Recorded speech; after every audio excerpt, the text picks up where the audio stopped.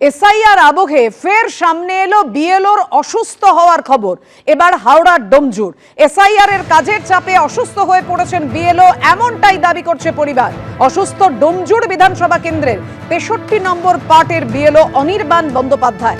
আশঙ্কাজনক অবস্থায় অসুস্থ বিএলও কলকাতার একটি নার্সিং হোমে ভর্তি রয়েছেন। কথা বলবো, আমাদের সঙ্গে রয়েছেন আমাদের প্রতিনিধি সুনীত হালদার। সুনীত, অবশ্যই প্রথমে জানতে চাইবো বিএলওর শারীরিক অবস্থা এখন কেমন এবং সেই সঙ্গে পরিবারের দাবি।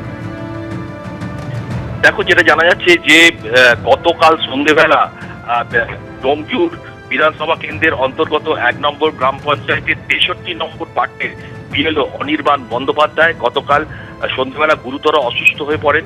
সঙ্গে সঙ্গে তার পরিবারের লোকেরা চিকিৎসকের কাছে নিয়ে যায় এবং ফ্যামিলি ফিজিশিয়ান তাদের সঙ্গে সঙ্গে তাকে হাসপাতালে ভর্তি করার পরামর্শ দেন।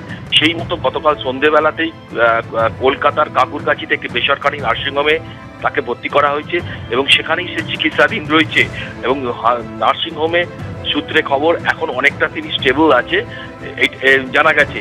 এবং যেটা জানা যাচ্ছে যে গত বছর জুলাই মাসে এই বিএলও অনির্বাণ বন্দ্যোপাধ্যায়, যিনি ডোমজুরের মাকড়দহে প্রাথমিক বিদ্যালয়ের শিক্ষক, গত বছর জুলাই মাসে তার পায়ের ইনফেকশনের জন্য অসুস্থ হয়ে পড়েন এবং তার দীর্ঘদিন চিকিৎসা চলছে। তিনি কার্যত ওষুধের ওপরই নির্ভর করেন। তিনি এবছর যখন জুন মাসে যখন নির্বাচন কমিশন থেকে তাকে বিএলওর দায়িত্ব দেওয়া হয়, তখনই তিনি কিন্তু কাজ নিতে অস্বীকার করেছেন তার শারীরিক অসুস্থতার কারণে এবং চাননি তিনি, এবং তিনি এ ব্যাপারে যত মেডিকেল পেপার সেটাও সাবমিট করেছিলেন। কিন্তু যেটা তার পরিবারের লোকের অভিযোগ, তবু তাকে জোর করে দায়িত্ব দেওয়া হয় এবং বাড়ি বাড়ি ঘুরে ঘুরে হেঁটে হেঁটে যেহেতু তাতে তার পায়ের ইনফেকশন বেড়ে যায় এবং তিনি গুরুতর অসুস্থ হয়ে পড়েন এবং তারপরে সেই অভিযোগই করছেন ওই বিএলওর পরিবার। ধন্যবাদ তোমায়। বহুতলবাসীদের সমস্যা সমাধানে কলকাতা পুরসভার পর্যালোচনা বৈঠক। জল সরবরাহ থেকে নিকাশি সমস্যা সমাধানে আজ এই বৈঠকের ডাক কলকাতা পুরসভার মেয়র ফেরাদ হাকিমের। একাধিক অভিযোগ কলকাতা পুরসভার বাসিন্দাদের, সেখানে জল সরবরাহের যেমন অভিযোগ রয়েছে, নিকাশি সমস্যা সমাধান করতে হবে এমন দাবিও জানিয়েছেন তারা। আজ বৈঠকের ডাক দিয়েছেন কলকাতা পুরসভার মেয়র ফেরাদ হাকিম। আবাসনকে টার্গেট করেছে তৃণমূল কংগ্রেস, তাদের ভোট দিতে দেয় না। আমরা বলবো আপনারা নির্ভয় ভোটদানে অংশগ্রহণ করুন, এমনই মন্তব্য বিজেপি রাজ্য সভাপতি শ্রমিক ভট্টাচার্য। এদের সমস্যা কি কি আছে, বহুতলের কর্পোরেশন কিভাবে হেল্প করতে পারে, এটা নিয়ে একটা পর্যালোচনা আলোচনা। এর সঙ্গে কোনো রাজনৈতিক কিছু বিষয় না, এটা রাজনীতিক কর্পোরেশন রাজনীতি। কি সুবিধা হবে মনে হচ্ছে, মানে তাদেরকে কি কোথায় আমরা প্ল্যানিং এরিয়ার মধ্যে অনেক বহুতলে আন্ডারগ্রাউন্ড ওয়াটার ইউজ করছি, কোথায় কোথায় প্ল্যানিং এরিয়ার মধ্যে আমরা জল সরবরাহ বাড়াতে পারবো, কোথায় কোথায় কোথায় কত নিড আছে। বহুতলের ড্রেনেজ সমস্যা প্রচণ্ড আছে, তারা বর্ষাকালে জলটাকে রাস্তায় ফেলে দিয়ে ওভার ফ্লাডেড হয়ে যায়। তাদের প্রপার ড্রেনেজ করার জন্য প্ল্যানিং এর মধ্যে কি কি নেওয়া যায়। 6টার সময় আবাসনকে টার্গেট করেছে তৃণমূল কংগ্রেস। আবাসনের মানুষকে ভোট দিতে দেয় না, ভীত সন্ত্রস্ত করে রেখে দেয়, দরজায় তালা লাগিয়ে পর্যন্ত দেয়। আমরা তাদের কাছে গিয়ে বলবো ভোটদানে অংশগ্রহণ করুন। আর এতদিন পর্যন্ত পশ্চিমবঙ্গে করদাতার সংখ্যা ছিল 53 লক্ষ। এখন নরেন্দ্র মোদীজির নতুন ঘোষণার পর তার উদ্যোগে পশ্চিমবঙ্গের মানুষ বা আবাসনের মানুষ লাভবান হয়েছেন। 47 লক্ষ মানুষ আগে কর দেওয়ার আওতার বাইরে চলে গেছেন, উপকৃত হয়েছে আবাসনের মানুষ। এই বার্তা তাদের কাছে পৌঁছবো। এবার তো শুনছি নির্বাচন কমিশন প্রত্যেক হাই রাইজের মধ্যে বুথ করে দেবেন, 800 ভোটার থাকলেই সেখানে নতুন বুথ হবে। আপনারা ভোট দিতে পারবেন নির্ভয়ে, পরিবর্তনের লক্ষ্যে, বিসর্জনের লক্ষ্যে। আপনারা অংশগ্রহণ করুন, ভোট দিন। সব ফোনে সঞ্চার সাথী অ্যাপ বাধ্যতামূলক বলে ঘোষণা করেছে কেন্দ্র। আর এই অ্যাপ প্রি ইনস্টল করার জন্য মোবাইল কোম্পানিগুলির কাছে ইতিমধ্যেই পৌঁছে গেছে নির্দেশিকা। তবে এই অ্যাপ ব্যবহার বাধ্যতামূলক করেনি কেন্দ্রীয় সরকার, আর এই নিয়ে দেশ জুড়ে শুরু হয়েছে বিতর্ক।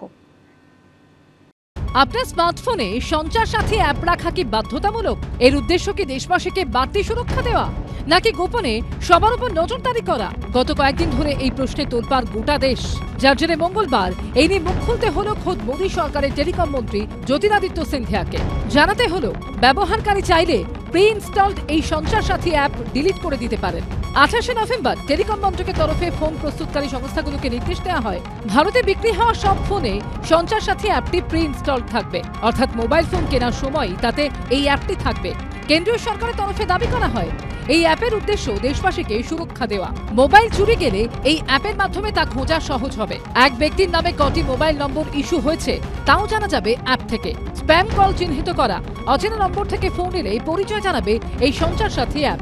কিন্তু এরপরে তুমুল বিতর্ক শুরু হয়। বিরোধীরা একযোগে অভিযোগ করে, মুখে সুরক্ষার কথা বলা হলেও আদতে এই অ্যাপের মাধ্যমে নাগরিকদের ব্যক্তিগত পরিসরে নজরদারি চালানো হবে।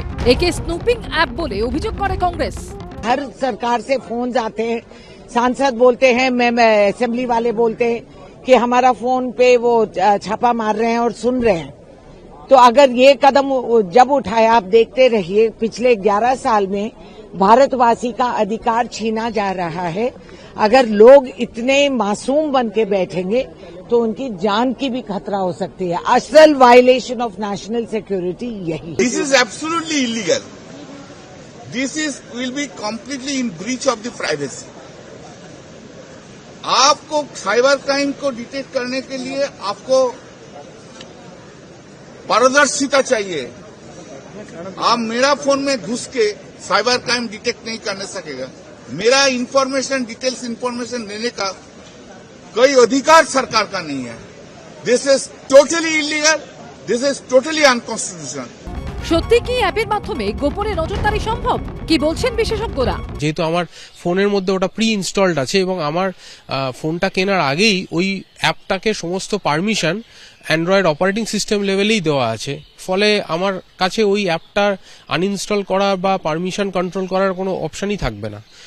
এই যে প্রাইভেসি, সেটা একটা কোশ্চেন তো বটেই। আমরা ধরো অনেক কিছু ডেটাকে সুরক্ষার জন্য আমরা ভিপিএন ইউজ করি, বা আমাদের অনেক সময় লোকেশন হাইড করার জন্য ক্রিমিনালদের থেকে নিজেদের কখনো কখনো আইপি আমরা চেঞ্জ করে রাখি ভিপিএন এর জন্য, বা ভিপিএন দিয়ে বা প্রক্সি দিয়ে। সেগুলো কিন্তু গভর্নমেন্ট সব জানতে পারবে আমি কোন ভিপিএন ইউজ করছি, বা এমনও হতে পারে যে এই অ্যাপটা লোড করার পরে ভিপিএন বা প্রক্সি আমি হয়তো লোডই করতে পারবো না। প্রবল বিতর্কের মুখে অবশেষে টেলিকম মন্ত্রী জ্যোতিরাদিত্য সিন্ধিয়া জানিয়েছেন, ব্যবহারকারীরা চাইলে এই অ্যাপ ডিলিট করে দিতে পারেন। अगर आप चाहते हो तो इसको आप एक्टिवेट करो, अगर आप नहीं चाहते तो इसे एक्टिवेट मत करो। अगर आप इसको अपने फोन पे रखना चाहते हो तो रखो, अगर आप इसको डिलीट करना चाहते हो तो डिलीट करो। कोई मैंडेटरी नहीं है, पर हर व्यक्ति को देश में नहीं मालूम कि मुझे फ्रॉड से प्रोटेक्ट करने के लिए, मुझे चोरी से प्रोटेक्ट करने के लिए ये ऐप है, तो हर व्यक्ति तक ये ऐप पहुंचाना हमारी जिम्मेदारी है। অতীতে পেগাসাসের মতো ইস্যুতে উত্তাল হয়েছে দেশ। তখনও বিরোধীদের ওপর নজরদারির অভিযোগ উঠেছিল মোদী সরকারের বিরুদ্ধে। এবার সঞ্চার সাথী অ্যাপ নিয়েও মাথাচাড়া দিল একই রকমের বিতর্ক।